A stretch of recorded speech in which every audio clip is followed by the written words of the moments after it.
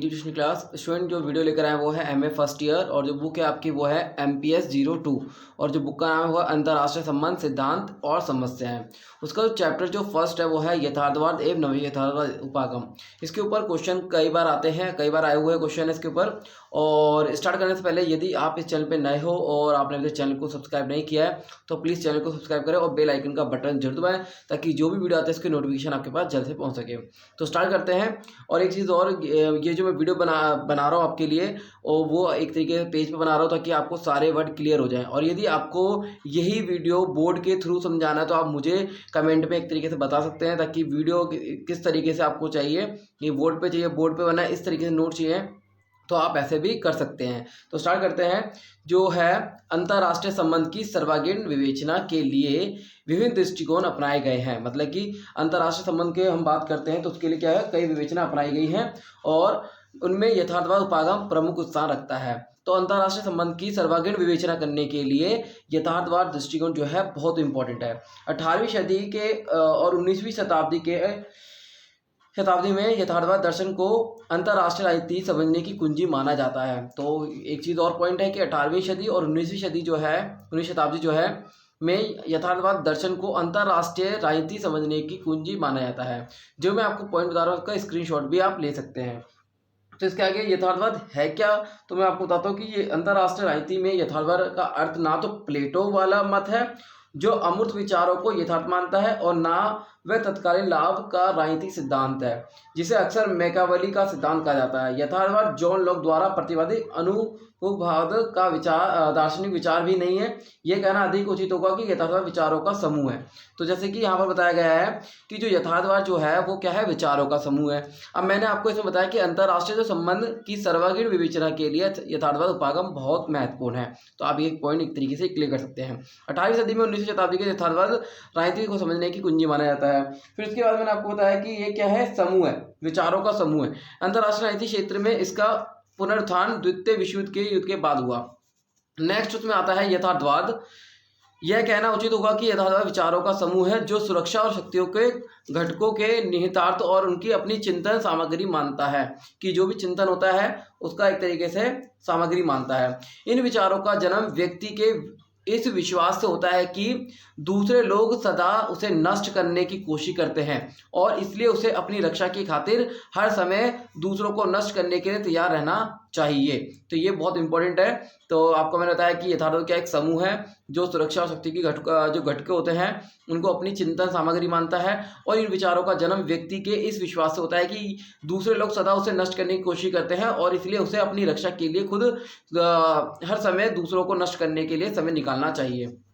Next है प्राचीन यथार्थवाद। यह मानता है कि अंतर्राष्ट्रीय राजनीति वास्तव में आवश्यक तौर पर शक्ति संघर्ष का रूप अपना लेती है और इस यथार्थवादी दृष्टिकोण को एक विशिष्ट विचारधारा के रूप में परिणित करने हेतु अनेक विद्वानों राजनीतिक वैज्ञानिकों ने कई शताब्दियों तक अपना योगदान लिया है या दिया है। तो आप एक तरीके से पॉइंट अच्छी तरीके से कर सकते हैं।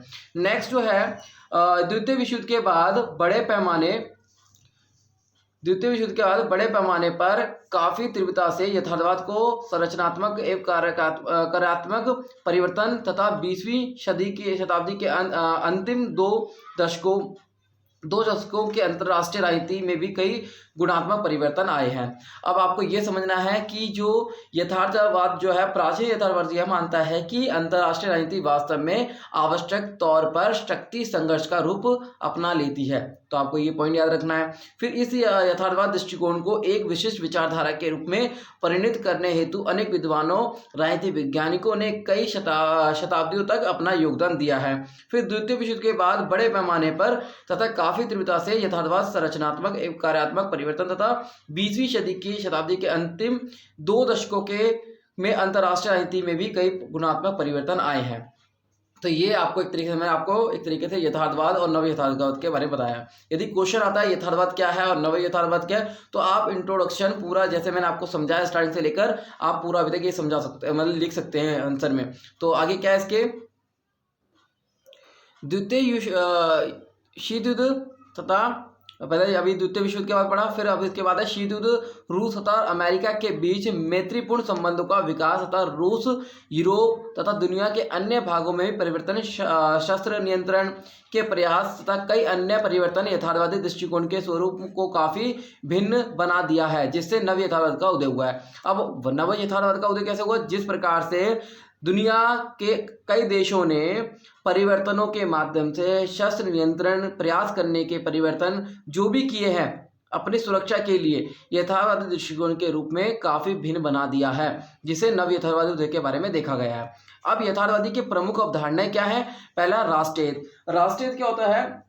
मैं आपको इसके पहले बताता हूँ कि आधुनिक विश्व राजनीति के अध्ययन में यथार्थवादी राष्ट्रीय हित और राष्ट्रीय हित तथा राष्ट्रीय सुरक्षा जैसी अवधारणाओं पर विशेष जोर देता है, क्योंकि इन अवधारणाओं के बिना अंतरराष्ट्रीय राजनीति का क्रमबद्ध अध्ययन असंभव है। मतलब इनके द्वारा हम यथार्थवादी दृष्टिकोण का अध्ययन नहीं कर सकते। तो राष्ट्रीय हित क्या है? पहला पॉइंट, प्रत्येक राष्ट्र का लक्ष्य अपने राष्ट्रीय हितों की अभिवृद्धि करना है। अंतरराष्ट्रीय राजनीति का यह यथार्थ आज जितना सत्य है उतना ही उसे समय भी सत्य था, जब वर्तमान अंतरराष्ट्रीय व्यवस्था अस्तित्व में नहीं आई थी। इसलिए इसका प्रयोग राष्ट्रीय हित के रूप में देखा जाता है। अब राष्ट्रीय शक्ति क्या है? तो राष्ट्रीय शक्ति क्या है, इसके बारे में भी एक तरीके से आप एक्सप्लेन कर सकते हो कि राष्ट्रीय शक्ति है क्या। इससे मैंने आपको पहले बताया कि राष्ट्रीय हित क्या है, इसको आप और एक्सप्लेन कर सकते हैं। अब राष्ट्रीय शक्ति क्या है? राष्ट्रीय शक्ति राज्य की क्षमता एवं शक्ति का वह सम्मिश्रण है जो राज्य अपने राष्ट्रीय हितों एवं उद्देश्यों को प्राप्त करने के लिए प्रयोग करता है। मार्गेनथाउन जो है का कहना है कि शक्ति ही वह वस्तु है जिसके द्वारा मनुष्य दूसरे पर प्रभाव उत्पन्न करता है, और उनका मत है कि लोग शक्ति का प्रयोग करते हैं और जिन पर शक्ति का प्रयोग किया जाता है उनके बीच शक्ति के रूप में मनोवैज्ञानिक संबंध स्थापित हो जाता है। दूसरे शब्दों में शक्ति से मार्गेनथाउन जो है का अभिप्राय दो इकाइयों में पारस्परिक संबंध की उस स्थिति से है जिसमें एक इकाई का दूसरे इकाई के कार्यों पर सीमा तक नियंत्रण हो जाए, इसलिए एक तरीके से इसका प्रयोग किया जाता है। अब आता है राष्ट्रीय सुरक्षा।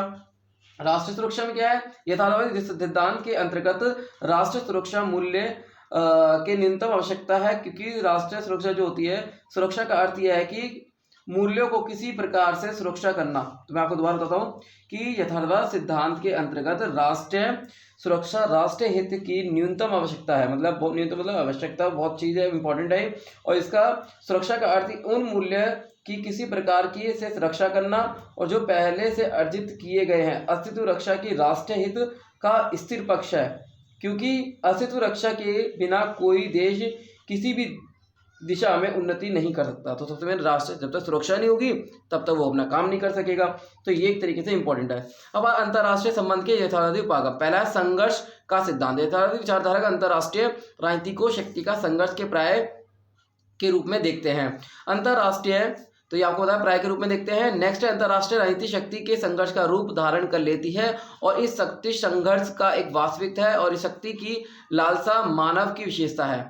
नेक्स्ट है शक्ति संतुलन। दूसरा पॉइंट जो है स्वाधीन राष्ट्रों के परंपरागत पारंपरिक सिद्धांत के दृष्टिकोण से विवेचित किया जाता है। तो ये एक तरीके से आप इसको और एक्सप्लेन कर सकते हैं। नेक्स्ट जो पॉइंट है शक्ति संतुलन सिद्धांत का समर्थन भी किया गया है। तो ये क्या है? शक्ति संतुलन मतलब कि दोनों देशों के पास शक्ति संतुलन होना चाहिए ताकि दोनों देश एक तरह अपने सुरक्षा को लेकर हमेशा तत्पर रहे। शक्ति संतुलन दो प्रकार की पाई जाती है, एक साधारण और एक होती है जटिल। तो ये साधारण और जटिल जो है आप इनको भी एक्सप्लेन कर सकते हैं कि साधारण शक्ति क्या होती है और जटिल शक्ति क्या होती है। तो मैं आपको साधारण संतुलन बताता हूँ। साधारण संतुलन में दो परस्पर विरोधी राष्ट्र होते हैं जिनकी शक्ति लगभग समान होती है। द्वितीय विश्व युद्ध के बाद 1980 के दशक तक अमेरिका और सोवियत संघ साधारण संतुलन की स्थिति में कहे जा सकते हैं, लेकिन 1990 में सोवियत संघ के विघटन के बाद स्थिति बदल गई। तो ये आप साधारण संतुलन मतलब कि दोनों देशों के बाद स्थिति क्या है? सेम है। नेक्स्ट दूसरे जटिल जो संतुलन होता है में अनेक राष्ट्रों के समूह एक दूसरे को संतुलित करते हैं और इस संतुलन में बहुत से उप संतुलन भी बन जाते हैं। गुटनिरपेक्ष राष्ट्रीय स्वतंत्र और अस्तित्व बनाए रखकर अंतरराष्ट्रीय राजनीति में अपना विशेष प्रभाव रखते हैं। तो ये एक तरीके से आप इसको और एक्सप्लेन कर सकते हैं। तो ये दोनों मैंने आपको पॉइंट बताए हैं, जो राष्ट्रीय एक साधारण संतुलन हो गया और एक आपका हो गया जटिल संतुलन। नेक्स्ट आपका प्रतिद्वंदिता का प्रतिमान। जब दो राष्ट्रीय प्रतिद्वंदिता का कोई कारण तीसरा राष्ट्र होता है, तो दोनों राष्ट्र अपने प्रभाव का विस्तार प्रयत्नशील करते हैं। और अवरोध का सिद्धांत, यदि कोई चीज़ रुकावट आती है तो हम उसमें एक तरीके से अवरोध का सिद्धांत इसका इस्तेमाल करते हैं। तो ये सारे जो पॉइंट आप एक्सप्लेन कर सकते हो, और मैंने आपको एक तरीके से इसमें पेज के थ्रू समझाया है कि लिखकर, ताकि आप इसको स्क्रीनशॉट लेकर अपने नोट्स बना सकते हो और जो पॉइंट ईजी है उनको एक तरीके से अच्छी तरीके से एक्सप्लेन कर सकते हो और भी ज़्यादा, ताकि आपका एक तरीके से क्वेश्चन कंप्लीट हो सके। और यदि आपको ये वीडियो समझ में नहीं आती है और यदि आपको बोर्ड पर समझना है तो मैं आपको बोर्ड पर भी लिखकर समझा सकता हूँ। तो आप मुझे कमेंट एक तरीके करके बता सकते हैं कि आपको ये वीडियो अच्छी लगी है और या आपको बोर्ड पे समझना है। तो उम्मीद करता हूँ कि वीडियो अच्छी लगी, इसको लाइक और शेयर जरूर करें। धन्यवाद।